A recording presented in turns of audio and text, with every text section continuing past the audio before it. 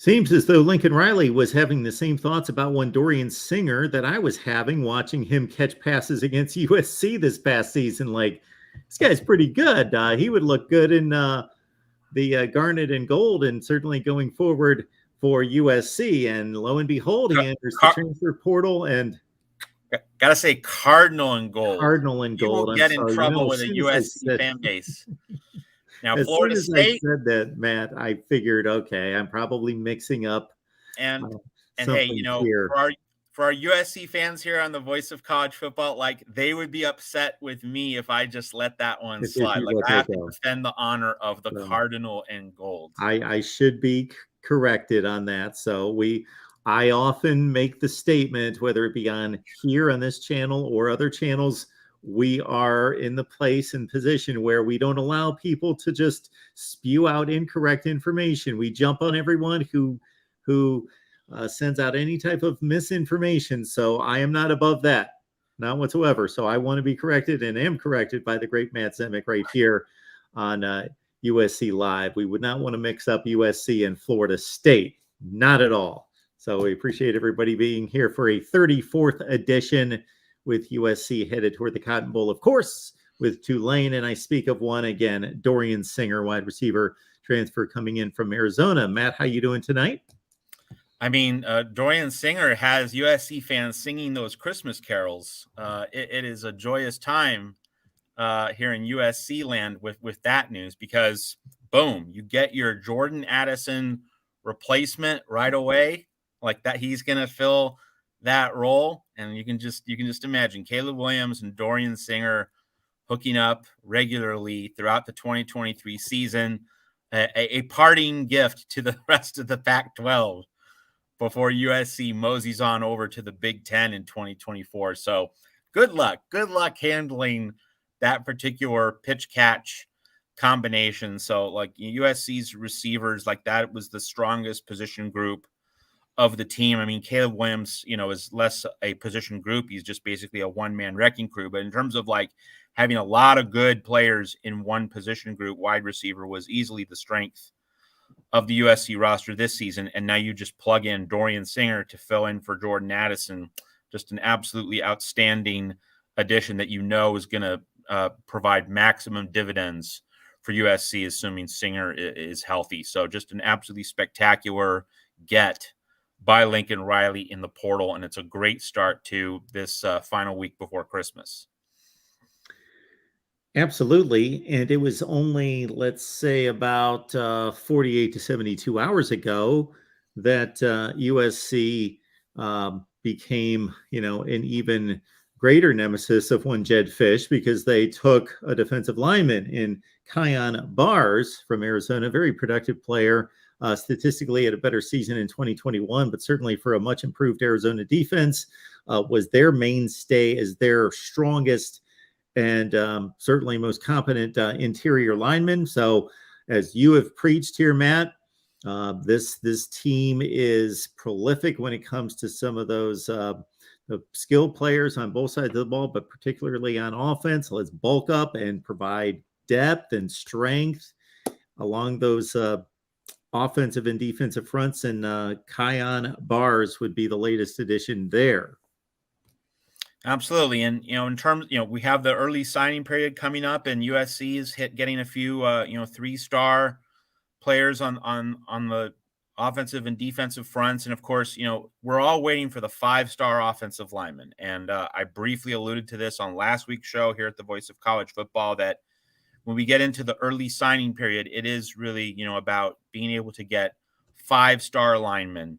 Like that's the holy grail for USC. It's the thing which has eluded the program the past several years. The Austin Jacksons have not, come through the program that frequently.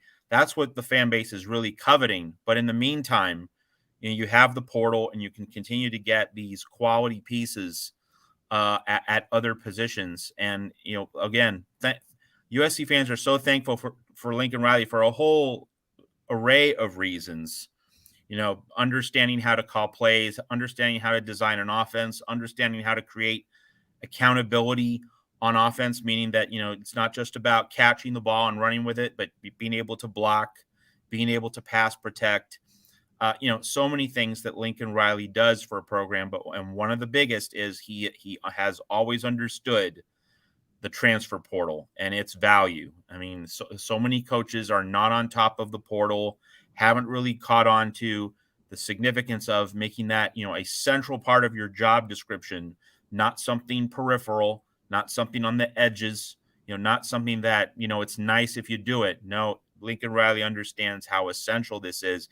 And we just keep seeing it because, if you don't have Jordan Addison, you still have a really good group of receivers with Taj Washington and Michael Jackson, the other players who stepped up, Kyle Ford.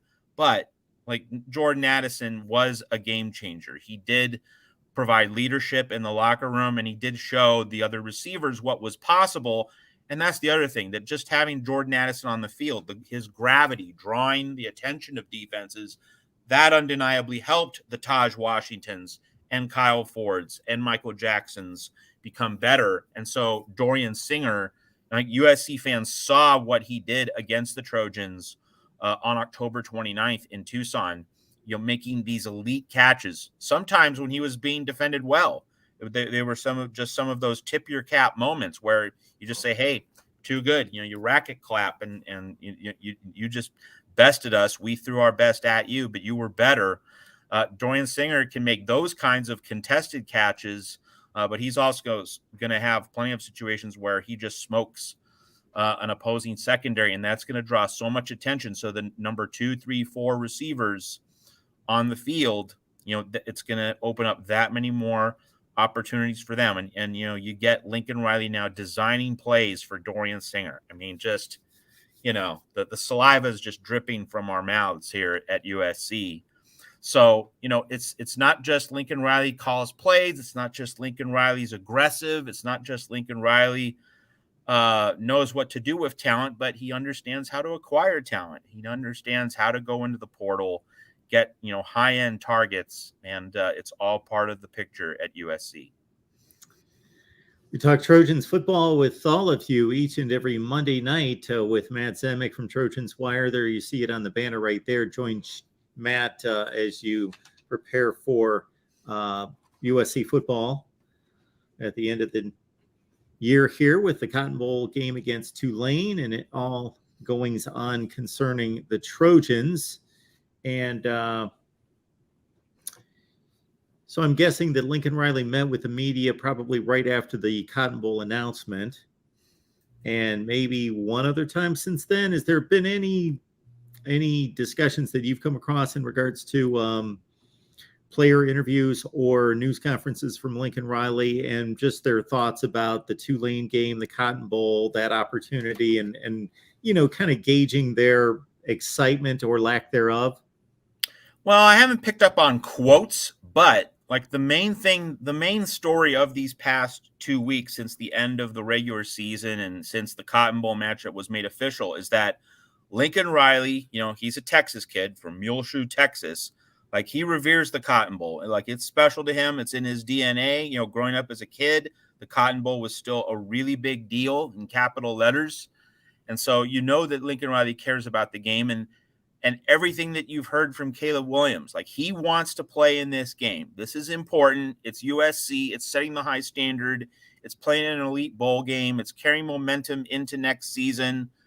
Let's also recall that Caleb Williams, played in the Alamo Bowl a year ago for Oklahoma against Oregon. He could have blown off that game with the coaching change and everything that was happening. No, he wanted to play with his guys. Like that, it was not a given that Caleb Williams was going to play in that Alamo Bowl, but he did, and he played great. Oklahoma hangs 47 points on Oregon. So like Caleb Williams, his competitive nature. I mean, he has that hamstring injury, and the internal reports from USC are that it's progressing well. So like he is on track to play this game. You could say that, Caleb Williams with the hamstring concerns, he could just, opt out. He could just say, hey, I don't want to risk it. Don't want to take any chances. And, we've seen Utah players, Clark Phillips in particular, opt out of the Rose Bowl. Caleb Williams was, by all appearances, by all accounts, he wants to play in the Cotton Bowl. And another piece of news that I've gathered the past few days, just from following Twitter and following what various USC beat writers and reporters are saying, Tuli Tuipulotu wants to play in the Cotton Bowl. Now, he hasn't made a decision about the NFL draft or coming back to USC for 2023. That's still unclear, but he has said he's going to play in the Cotton Bowl. So Lincoln Riley says it's a big game. Caleb Williams wants to play. Tuli Tuipulotu wants to play. So you have your best offensive player, you have your best defensive player, two foremost team leaders. They're both saying, hey, I want to be in this Cotton Bowl game. I want to play. I want to win. This matters. You have to think that with those two team leaders, Caleb and Tuli, setting that example, it's going to radiate through the rest of the roster, and you're going to have other guys, joining in. So we haven't gotten a decision yet from Jordan Addison. Like that, I think, is the big remaining question in terms of a player, a potential opt-out. But he hasn't made any decision that I've seen. So we're waiting for that. But, if Caleb's playing and Tuli's playing, I mean, that doesn't mean Jordan Addison is playing, but I would say it increases the odds, that he wants to be with his band of brothers again. And also, Jordan Addison was injured for a few games, so he might want to make another on-field statement before he prepares for the combine and then the draft. I'm not predicting that, but I'm just saying that with Caleb and Tuli setting the example, it increases the chances that Jordan Addison will also play in the Cotton Bowl. So you are seeing from team leaders that they want to play in this game, they want to win this game, and that this is not just a meaningless exhibition. That you're seeing Caleb Williams and Tuli Tuipulotu really indicate that they care about this, and that is a very important statement for USC. Daniel, thanks for reminding me. I know that I broke up the transfer portal talk with the questions about Cotton Bowl availability, but another really good get through the transfer portal via Stillwater, Oklahoma, and one Mason Cobb here, 96 tackles last year, tackling machine for a team that, of course, didn't have quite the year that they did the previous season. 12 games, 96 tackles, 13 tackles for loss, and a couple sacks for Mason Cobb. So another key addition for 2023.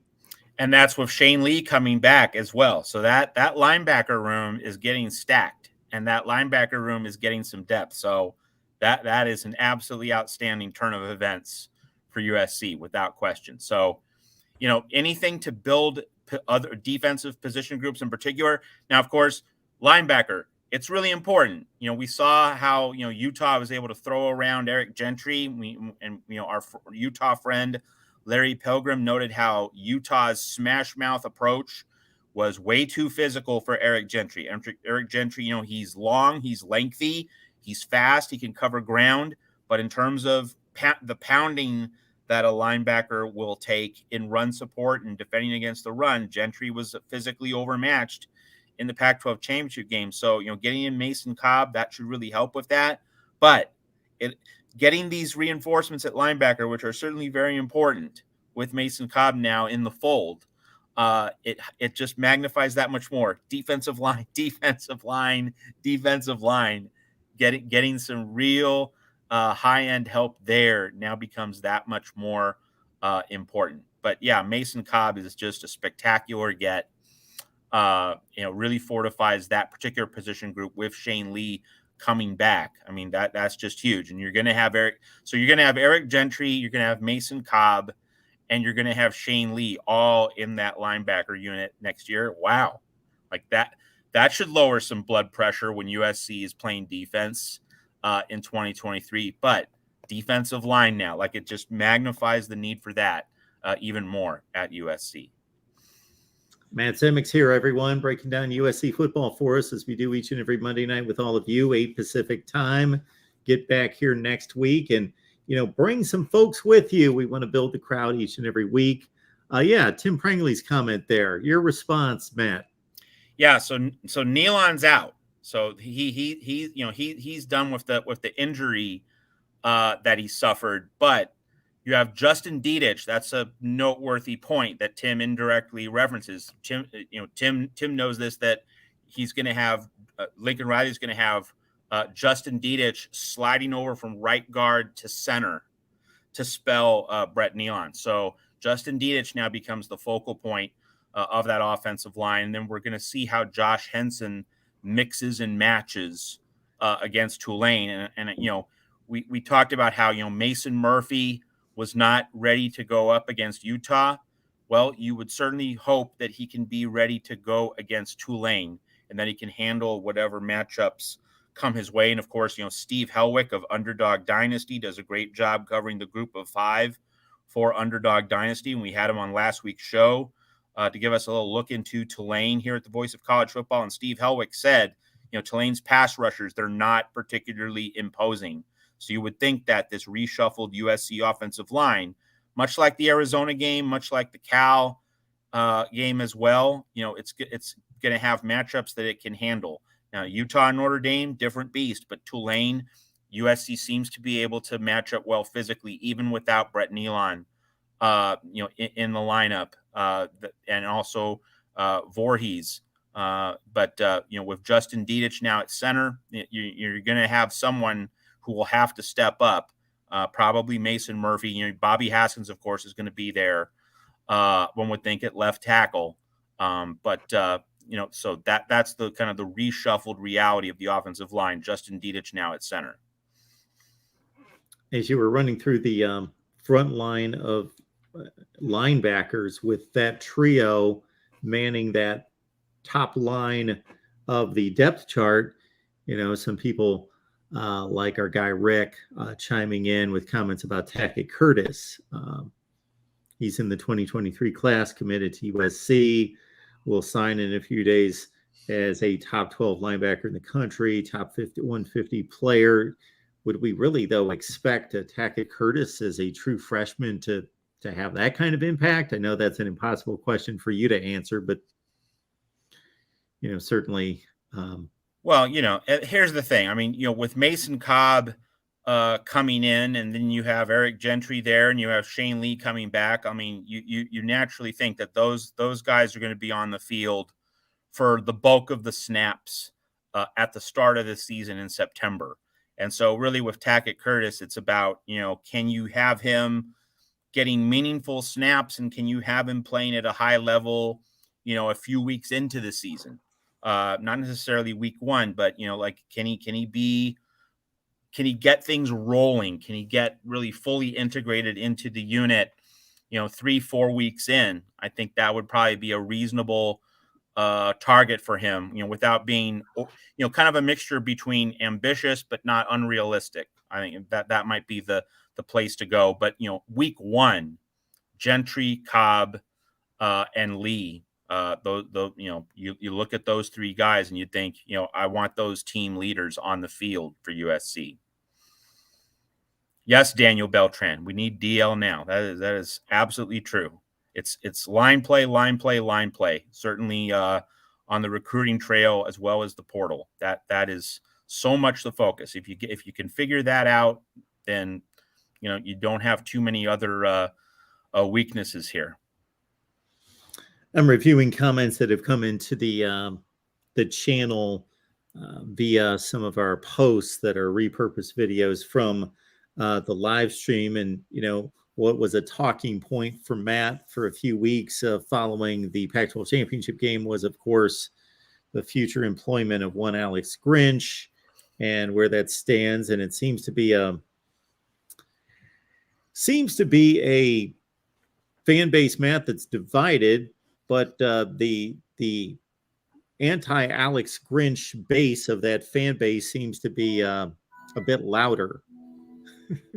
Well, it's always the people who are upset, right? Like it's always easier to shout louder when you're angry as opposed to when things are good. I mean, so that's just a natural dynamic of not so much fans. It's really just about human emotions. That negative emotions come out louder than positive ones. But in terms of any kind of movements, like it seems pretty settled that Lincoln Riley's going with Alex Grinch, and that's not a surprise. Like no one should be surprised by that. I did think that, hey, if Jim Leonard's available and you can bend his ear, and he's willing to listen, well, okay, you make a play for him. But I have also said that while, if you can get Jim Leonard in, go for it. While saying that, I've also said that, it's perfectly fine that Alex Grinch gets 2023 to really prove himself. But I would also say, having said that, it's fine that Alex Grinch coaches this defense in 2023. The other nuance is he's coaching for his job, or at least he should be. And especially getting in Mason Cobb now, upgrading the talent level on the defense. This can't be the permanent state of being. This can't be the permanent condition of the USC defense. I mean, a significant upgrade in results is definitely expected for 2023. It should be expected. Having another year in the program, getting more talent, getting more bodies. We went through the year one transition. Now is when, any claims to having a truly good culture and a truly good ability to adjust, all the expectations rightly increase in year two. And so, if we're sitting here at this position 12 months from now and USC's outside the college football playoff looking in, and the Trojans have gotten shredded in the second half of the season the way they were this year, Alex Grinch should no longer be employed. So again, I'm fine with him coaching for 2023, but that didn't mean USC shouldn't have considered other options if they were available. But I think we can all agree, those who like Alex Grinch, those who don't like Alex Grinch, we can all agree 2023 is a prove-it season for him. And it's also a prove-it season for Lincoln Riley to the extent that he has been loyal to Alex Grinch. He has stood by Alex Grinch when a lot of head coaches would not have exhibited such loyalty. This loyalty comes with a trade-off. Hey, I'm being loyal to you, Alex, buddy. You need to deliver on getting another year under my watch, Lincoln Riley's watch. He just can't drift along at this same level. And of course, in year one was a grace period, and we understood this. We talked about it a lot, that he didn't have all the tools in the toolbox. That Clay Helton left the cupboard thinly stacked. But in year two, you don't have that same excuse. You don't have that same rationale. You don't have that same set of circumstances. So Alex Grinch should definitely be coaching for his job in 2023. No one should have a problem with that at USC. So those are some fine additions, of course, for Lincoln Riley and staff through the transfer portal here in recent days. UCLA just made a splash here in the last couple of hours with an Army transfer in Anthony Adkins. Also, we saw earlier where UCLA added Kent State's quarterback as well. As you sift through Pac-12 and the landscape throughout the conference, does anything stand out to you in regards to gains and losses? I'm just struck by how many Pac-12 transfers there are from one Pac-12 program to another. Because you had on Monday, for those who haven't been keeping up with the flurry of moves in the Pac-12, so Raylan Goforth went to Washington. He's going to be a Husky. So you have a USC to Washington movement. Earlier, you had Justin Flo of Oregon going to Arizona. And you have, of course, you have all the transfers from other Pac-12 schools coming to USC. So Dante Moore isn't a transfer, but he's a flip. He's a flip from Oregon to UCLA. So just lots of internal movements within the conference. I mean, USC got Arizona State's punter. Just the number of players who are transferring within the Pac-12 conference. I have to admit, I haven't been following the national transfer map to follow and see how many other conferences are having players transfer within the conference. But boy, the Pac-12 has had a lot of intra-conference transfer movements from one Pac-12 school to another. And Lincoln Riley is certainly largely responsible for that. But you're seeing player movements elsewhere in the conference. From one school to another. It's been fascinating to watch. It's really interesting to see. Like USC plays Washington in 2023. They didn't play either this year or the previous year in terms of the Pac-12 schedule rotation. I do believe that they're supposed to play in 2023. So Raylan Goforth going up against his former team, that's going to be a spicy plot point. But I'm just struck by how many players from Pac-12 schools are transferring or flipping, in the case of Dante Moore, to another Pac-12 school. It really makes things interesting.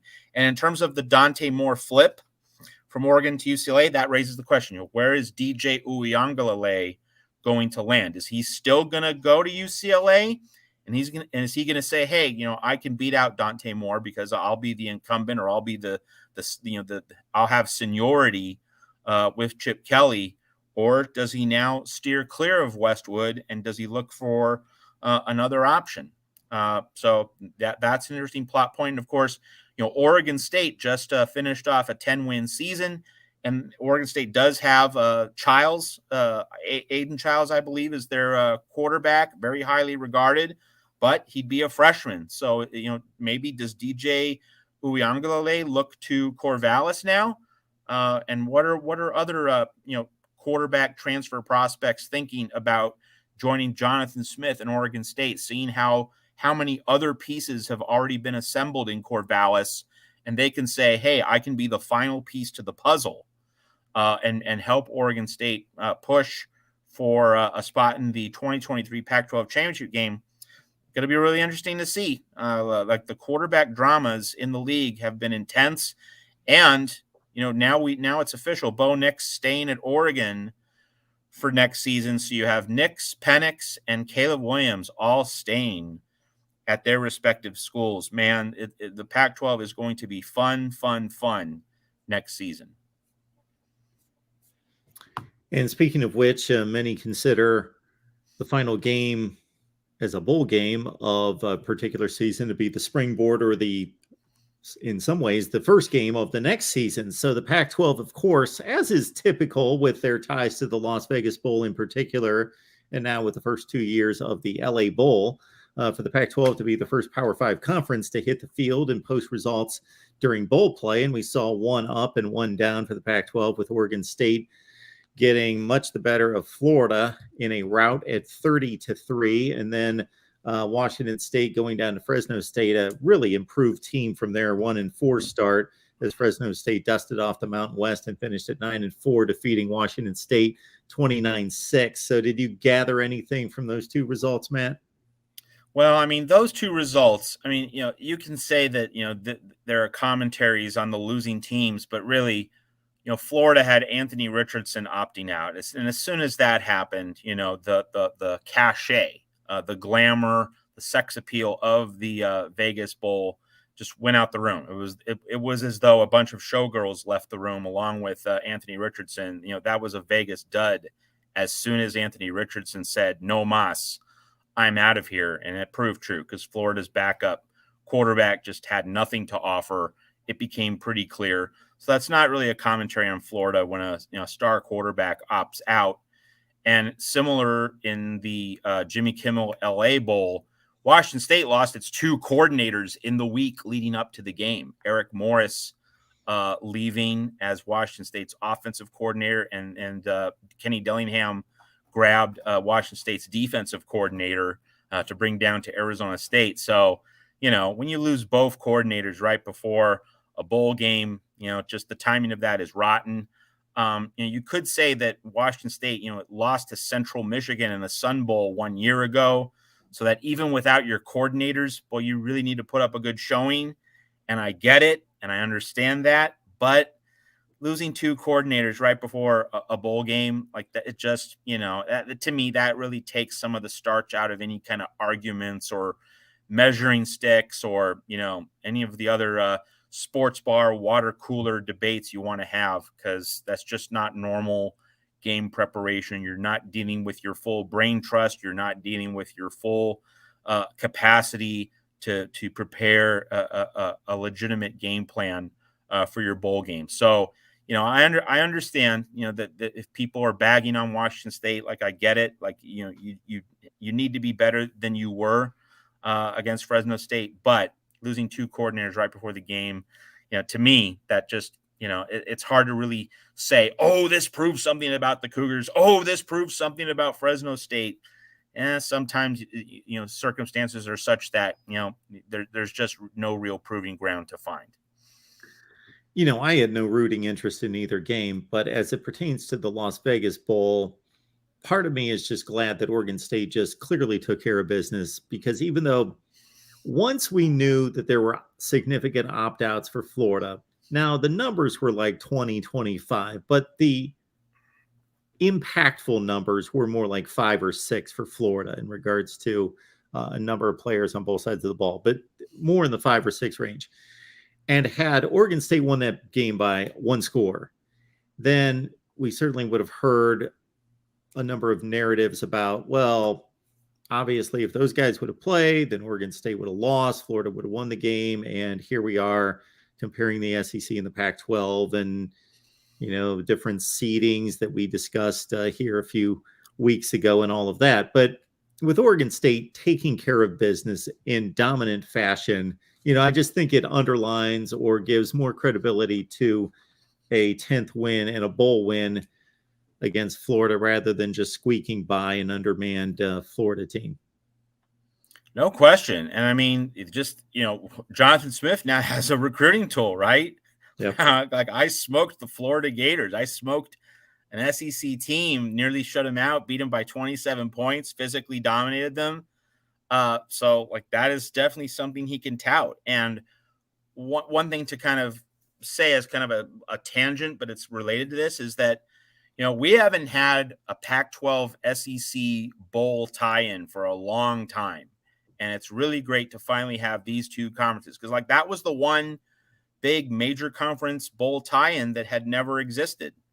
It only happened until recently. Like, you have a Pac-12 ACC tie-in in the Holiday Bowl, which got formed before this Vegas Bowl tie-in, but the Holiday Bowl hasn't been played the past few years. And of course, UCLA had its COVID issues, so it didn't play North Carolina State last year in San Diego.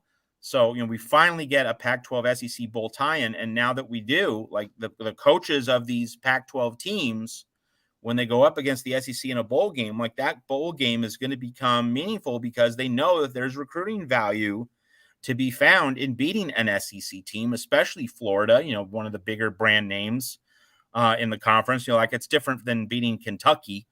No offense to Kentucky, but like, Florida carries a certain national brand identity. And so Jonathan Smith is now in position to use that. And, having mentioned earlier, does a transfer quarterback look at that offensive line, which smacked around Florida's defensive line? Does a transfer quarterback look at what Oregon State did, watching these bowl games on television, and say, hey, Corvallis, like, I haven't really thought about living there for a year, but hey, that team actually might provide me with the right situation for the next year of my collegiate career. It's going to be interesting to see just how much leverage and just how much value Jonathan Smith can extract from that win over Florida. Interesting discussion posed by LFG. 2023 Pac-12 defenses and offensive lines may be trash. I don't know if he's talking about 22 or 23, already looking forward and anticipating there, but the Pac-12 has the best collection of quarterbacks in one conference. It appears. I did a quick rundown of Pac-12 quarterbacks versus the ACC, because entering 2022, I don't know where you stood, Matt, but I believed the ACC to have the best collection of quarterbacks in 21. Sam Howell lost, and I'm forgetting who else. Kenny Pickett, of course, lost to the ACC last season. Going into this year, though, I evaluated the ACC to have the best quarterbacks, but once they got out onto the field, Devin Leary didn't have nearly the year that he was supposed to due to injuries. Tyler Van Dyke underperformed in some other places as well, while some guys in the Pac-12 stepped up. So I'm looking at the top tier of Pac-12 quarterbacks, I believe, being the best. You got, I don't know what order you would put these guys in, but you got Caleb Williams, Dorian Thompson-Robinson, Jaden DeLore, Cam Rising, Michael Penix, Bo Nix, Tanner McKee in particular, Cam Ward. Maybe the ACC list is a bit deeper, but not as elite when we look at Devin Leary, Tyler Van Dyke, Jordan Travis, Drake May, Riley Leonard, Viljerkovic at the time, and this is pre-transfer, but Malik Cunningham, Keaton Slovis, Jeff Sims, Brennan Armstrong, Garrett Schrader is the list of ACC quarterbacks that are good players. No, I mean, I think beginning the 2022 season, the ACC on paper probably had like the best group of like 7 or 8. And the Pac-12 turned out to have, I think, probably the best 3 or 4: Penix, Nix, DTR, and Caleb Williams. Also, Cam Rising. Like that's a really good, top 4, top 5. But on paper, yeah, I mean, Brennan Armstrong at Virginia, like I thought he'd have a big year, but of course that turned into a disaster. So the ACC in this year, in terms of its quarterback quality, on paper it looked great, but on paper did not translate onto the field. But certainly the potential was there for a huge year from ACC quarterbacks. But like going into 2023, like the Pac-12, in terms of like having a top 3 group of quarterbacks with Nix, Penix, and Caleb, that's going to be hard for other conferences to beat for sure in terms of a top 3. Absolutely. Not that we need to dig any further into the transfer portal, but as I'm just kind of scanning other major developments, of course, Justin Flo moving from Oregon to Arizona as one of the top linebacking, at least one of the potential top linebackers in the country with his great talent, 5-star talent coming out of high school. Another major move in the transfer portal. If you just look at the Pac-12 seedings and look at the matchups and what Vegas has to offer concerning these matchups, I think if you just went chalk on the Pac-12 versus its opponents during the bowl season, it forecasts rather well for the Pac-12 to have a strong bowl season. It does. And, of course, in the Rose Bowl, with Clark Phillips and Dalton Kincaid not playing against Penn State, that's obviously a concern for the Utes, but you still look at quarterback. Sean Clifford against Cam Rising. I mean, it is hard to bet against Utah when you have that matchup at quarterback. And you also have the realization that Utah was in the Rose Bowl last year and will want to finish the job, will want to win the game. It came so close against Ohio State a year ago. So, yeah, I mean, I think certainly that, while Utah has taken some roster hits in terms of players not playing, that matchup against Penn State is still something that I think Utah fans should feel good about. And so if you do slide Utah to the win column, then generally what's left on the board for the Pac-12 should be very favorable indeed. With Caleb Williams, assuming Caleb Williams plays, and he's even like 90%, if 60%, okay, different discussion. But if he's like 90%, even 86.4%, like anything north of 85, reasonable mobility, reasonable ability to make plays outside the pocket. That to me is really the big key against Tulane, because Miller Moss is not ready to win that game, but Caleb Williams being relatively capable, functional, mobile, Caleb Williams should be able to fricassee the green wave in the Cotton Bowl. So yeah, I mean the landscape's definitely favorable. I mean, and in the Holiday Bowl, we saw North Carolina when it went up against really good teams, North Carolina State, and especially Clemson in the ACC championship game, that 9-1 record got ugly very quickly. North Carolina got exposed badly, not just a little bit. And so with Bo Nix having a month to heal from the injuries that did slow him down a little bit in November, Oregon should be in full position to absolutely torch North Carolina's defense in San Diego. So yeah, the matchups are definitely lining up. UCLA versus Pitt in the Sun Bowl, and of course Keaton Slovis is in the transfer portal, so Pitt has to scramble at the quarterback spot. So like you think that UCLA, like that is a game that the Bruins should be able to take full control of in El Paso. So yeah, it's all lining up pretty well for the Pac-12 after a couple of very forgettable bowl seasons in 2020 and 2021. And for more Pac-12 discussion, of course, Wednesday nights, the place to be here right at the Voice of College Football. It's at 10:30 Eastern and 7:30 Pacific with our guys Tony, Tim, Rick, and a cast of thousands, of course, on the Pac-12 chat show every Wednesday night. So join them. They take your calls and questions, talking Pac-12 football, and of course, anticipating maybe a glorious run by the Pac-12 in bowl season. We shall see. I believe it does set up nicely, as Matt has outlined. Absolutely.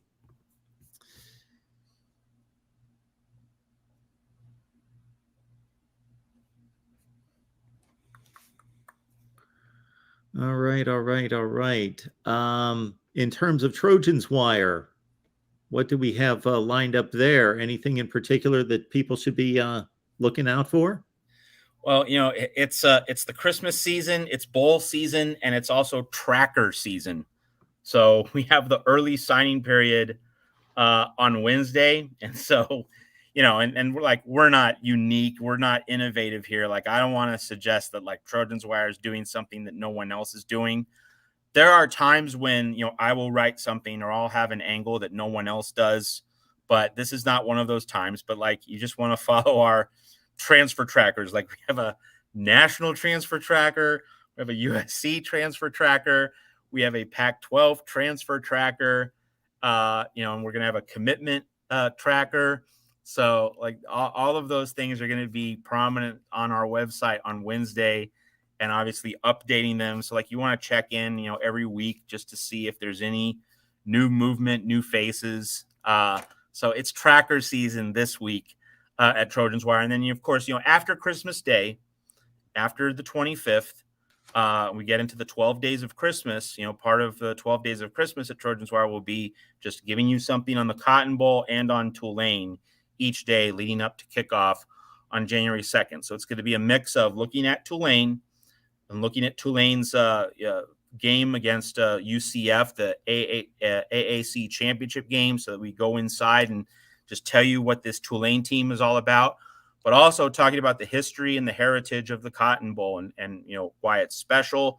We're obviously going to share some highlights of USC's win over Sonny Dykes' father, Spike Dykes, and Texas Tech in the 1995 Cotton Bowl, the day that Keyshawn Johnson ran wild. Keyshawn was certainly a great player in bowl games, both the 1995 Cotton and the 1996 Rose against Northwestern. So next week, it's all about the Cotton Bowl and Tulane, but this week it's tracker season at Trojans Wire. Before I Google it, I'm usually good on scores. 55-14, correct? Yep. Against Texas Tech? Yep. Okay. Also, folks, keep in mind that, Matt does the yeoman's work here each and every Monday for us here at the Voice of College Football USC. But if you have any particular USC or Pac-12 related media out there that you would like to see us track down and invite as guests here at the Voice of College Football for our USC show, let us know. Leave that maybe in the comments section. Don't put it here in the chat because I won't be able to find it, but leave it to the comment section, or you can always contact me at MarkRogersTV@gmail. In particular, we would love to bring on some recruiting experts to dive into USC and the Pac-12, or just, again, any USC or Pac-12 related media that you would like to see here on our USC show. Just leave those suggestions and we will go after them. Okay, just want to highlight this comment from Nerf. This question: isn't it down to FSU and USC for Braden Fisk, the guy from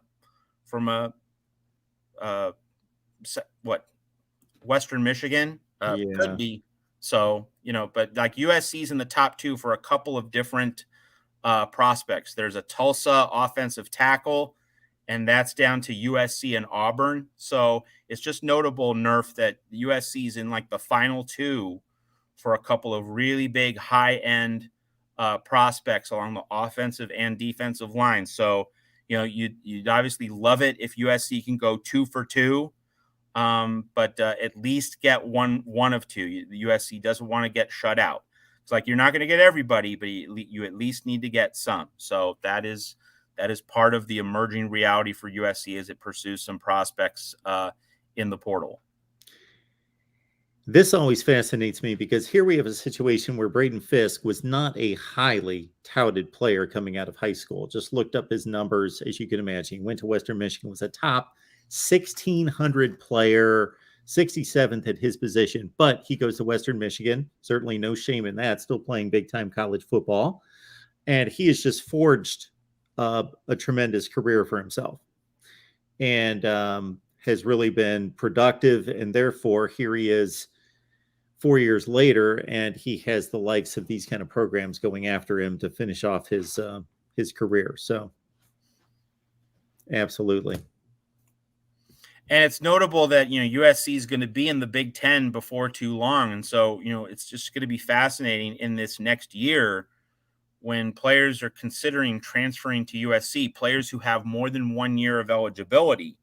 Like, are they transferring to USC precisely because of the Big Ten identity and the ability to, carry the USC uniform into a game against a Big Ten school? Is that the angle for some of these portal prospects with more than 1 year of eligibility? I'm just putting it out there as a question. It's less a commentary and more just, is this a plot point that is resonating with some of these underclassmen portal prospects, or at least if not underclassmen, just prospects that have multiple years of eligibility left, like that you get a chance to play in the Pac-12. Like this is a very specific plot point for the portal prospects with multiple years of eligibility left. Are some of them going to transfer to USC in this cycle so that they can say, hey, I get to play against the Pac-12 in 2023. I get to play against the Big Ten in 2024. So I expose myself to a larger range of playing styles. I expose myself to a larger range of playing conditions. And so if I'm a 2024 NFL draft prospect, that is exactly what I want in terms of holistic development. Is that something that's driving portal prospects to USC? I don't know, but it's certainly interesting. It certainly is going to fuel some speculation in terms of what's motivating prospects to come to USC. So that's just something to follow. That's just something to monitor here at the Voice of College Football. I'm going to slap myself on the wrist for saying this because I would slap anyone else on the wrist for jumping ahead, because we want to embrace today. We want to embrace bowl season. We want to embrace everything that's going on with USC football right now. But we will be sitting here hopefully with Matt a year from now as we build out this show, and we appreciate everybody's support. But we'll be sitting here kind of rounding third, headed home with USC and UCLA headed to the Big Ten. And oh, what an off season that will be! Oh man, and looking at matchups and division format or whatever that plays out to be, which could be just a flat out 1 through 16 format in the Big Ten. Yes, phenomenal. And hey, just kind of a little teaser here. Related to Trojans Wire, I already am planning like a big Riley Files style podcast related to USC's move to the Big Ten. Recording it in late spring, early summer of 2023. We're planning ahead at Trojans Wire. Going to do something similar in terms of like a 12, 15 episode podcast project akin to what we did with the Riley Files. We already have something in the works in terms of USC's upcoming move to the Big Ten. Just want to plant that little seed several months in advance. Trojan John asking about a top 10 class. I would be a little bit more concerned just to hit the needs and hit the big players and have a great class. But number 12 right now in the 247 Sports rankings. So that certainly is obtainable. And we have until February, early signing period. You do want at least one really big splash, but it's more about what you do in the collective period. Let's keep in mind, Trojan John, and for other USC fans who might be a little anxious about the recruiting results, Josh Henson and the staff and Lincoln Riley, they whiffed on Josh Connerly. They whiffed on Francis Mauagoa. Those were two really, really big fish, offensive linemen that got away. But then as the summer continued, you did see USC get some more offensive line prospects, such as Micah Banuelos and some other guys who came in. So, if USC whiffs on this guy here or that guy there, it doesn't mean the whole system, the whole operation is failing. You're not going to land everybody, and you want to let things play out in terms of the whole cycle. Now, now that having been said, like USC does need to walk away from this full cycle. Like we need to get to, when we get to National Signing Day in February, USC does need to have a really big fish on both the offensive and defensive lines. That's true. But just if USC misses on certain prospects now in, mid to late December, that doesn't mean it's panic time. I guess be, somewhat concerned, but it's more about the full journey over these next 2 months, less than about missing prospect X, prospect Y. It's more about the whole picture and what you ultimately walk away with. Oregon State fan Connor Johnson, appreciate you getting to me. I will get back to you and we will work on some Oregon State content, sir. Roger Dodger, does the USC tight end get enough catches for Deuce to come? I think so, Roger. And, you look at how Lincoln Riley would spread the ball around that, okay, you have Dorian Singer, you have other wide receivers, a lot of mouths to feed, but you saw him sprinkle the ball to the various tight ends, Josh Fallow, Lake McCree. You're going to get your share of catches, but, one of the things that Lincoln Riley values is, hey, if you're going to play, if you're going to get reps, if you're going to get snaps, that means you block. That means you pass protect. It means you do all the things that are part of being a complete football player. So, like, he's not going to sugarcoat it with any incoming tight end recruit. He's going to say, hey, you have to do everything. But if you do everything, you're obviously going to be involved, in pass plays. You're going to get a chance to catch the ball, run for 30 yards like Lake McCree did on that first beautifully scripted touchdown drive against Notre Dame. You're going to get your chances. And, we saw the Detroit Lions on 4th and inches against the Jets run a little leak play to the tight end for 50 yards and a touchdown. Like, you don't have to catch a million balls if you're making clutch, game-deciding, season-changing catches like the Detroit Lions tight end did. So, numbers of catches, I don't think it's that much of an issue, because if you watched USC film, certainly against Notre Dame, also in that first game against Utah, we saw tight ends get catches in high leverage, high value situations, red zone, short yardage. Lincoln Riley has shown that he is going to spread the ball to every position. And part of the rationale there for Lincoln Riley is, I need defenses to account for every position on the field. Like, I need defenses to know that when they look at film, they can see, oh, we can't ignore the tight end. And that is part of giving receivers better, more favorable matchups. So I think that the tight end and how Lincoln Riley treats the tight end position, I think we saw this past season, might not be massive volume and quantity in terms of catches, but there are high leverage, high value catches to be found. You can make big plays as a tight end within this offense. So, like, there should be enough catches and enough of an opportunity, enough of a role within the offense to satisfy the best tight end recruits in the country. As our buddy Tim is pointing out, we've got about 170 on the line right now and only 33 likes. It only takes a second to hit the like button. Even more pronounced than that, we've had over 400 people at some point watching in this hour and 33 likes. So I'm guessing more than 33 of you like the content here. So please give us a like. And again, share the videos out on social media, and keep this in mind. For many of you, and this happens every week, you join us a little bit late. Number one, keep in mind that we're here at On the Money, 8 Pacific time each and every Monday. So make it on time so you don't miss anything. And number two, if you do have to miss the beginning, you just go back and you watch what you missed as soon as the video posts right after we're done. So don't just catch the last 10 minutes.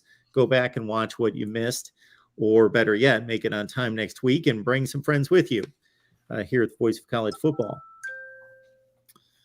All right. Is there anything else we need to hit on?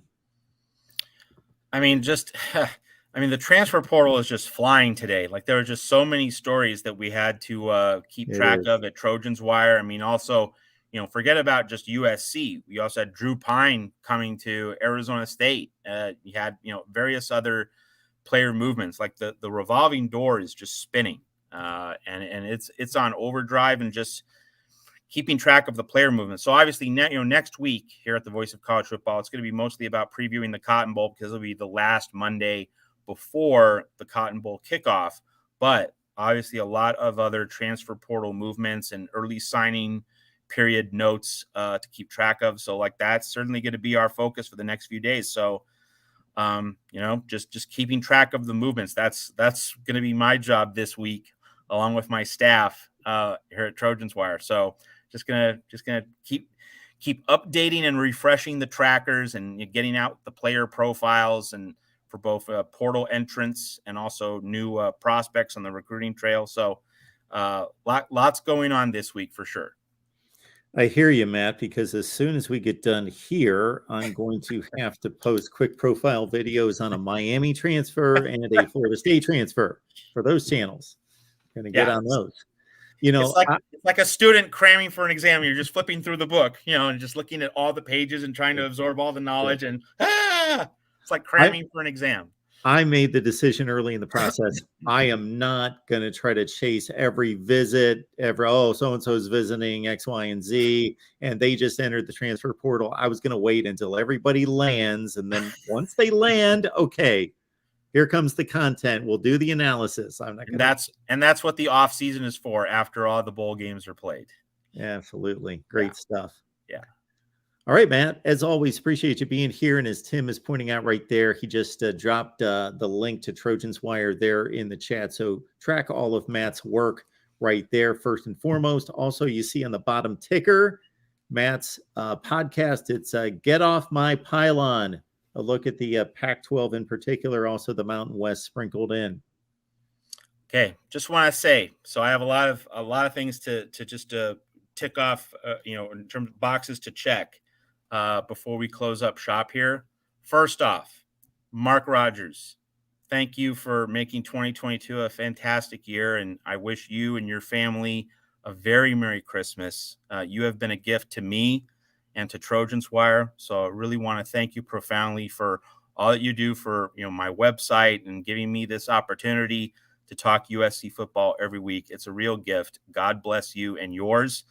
I want to say to all our viewers here at the Voice of College Football, thank you. You are a gift to me. It's great to be able to talk to such a passionate audience that cares so much about college football, coming here late on a Monday night to listen to a hack sports writer blogger such as myself, who's an idiot sometimes and shoots from the hip, being patient with me, putting up with all my ramblings and ravings. Thank you very much. And very much so to Tony Altamore, Tim Prangley, Rick Anaya, the team for the USC postgame show at the Voice of College Football. It's been a real pleasure to meet you guys, interact with you guys, share stories about USC. It's been such a treat to be with the three of you on the post-game shows and to share this spirit of camaraderie and fellowship. It's been a whole lot of fun. You know so much about USC. And of course, I'm not a graduate of USC. Again, my father went to USC in the early 1960s. I didn't go to USC, but I certainly feel more connected to USC as a result of Tony, Tim, and Rick. So just, thanks to everybody, but especially to Tony, Tim, and Rick, and most of all to Mark Rogers. Merry Christmas, Happy New Year, blessings of the season to all of you. Thank you very, very deeply. I really, really appreciate it. I hate to say anything else simply because that was so eloquently stated, but I feel as though I need to return the thanks because I certainly and positively do. So, Matt, thank you so much.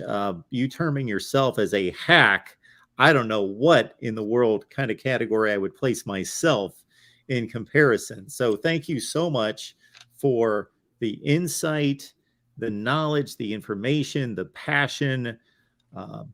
Just as you simply and eloquently stated your thanks to everyone just a few seconds ago, that is very indicative of how you are able to craft a narrative, an opinion, a perspective on all sorts of topics that we address here from week to week. So thank you so much for that. I can't even recall how we connected. I'm sure I came after you on social media, but so thank you so much for giving us of your time and insight and all of that. It's been a tremendous connection to become a partner with you in this undertaking. So thank you so much for doing this. And as we go forward, I expect great things to come. And certainly 2022 has been a blessing here on our USC channel because of you, because of Tony and Tim and Rick, and the tremendous job that they've done on our USC content and the Pac-12 show as well. So you guys have been beyond amazing. I can't even put it into words in regards to your contributions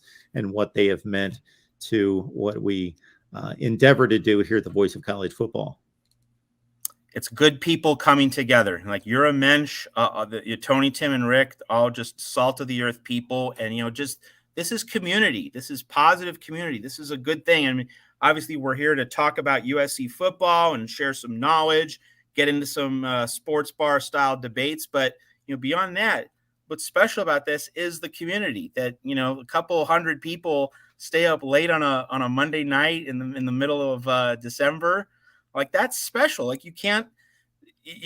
that doesn't just automatically happen in various forums, whatever the subject matter is. Like, you might have people listening to like a Twitter Spaces, but that's just audio only. Like this is a picture conversation where, you have eye contact and, nonverbal cues and hand gestures and, eyes lighting up and smiles and anger and, what are you talking about? And, you don't just get that. Like that doesn't just materialize out of nowhere. It happens because a lot of people care, not just about a sport, but about learning something or about, investing themselves in something. And that is special, and it's not to be taken for granted.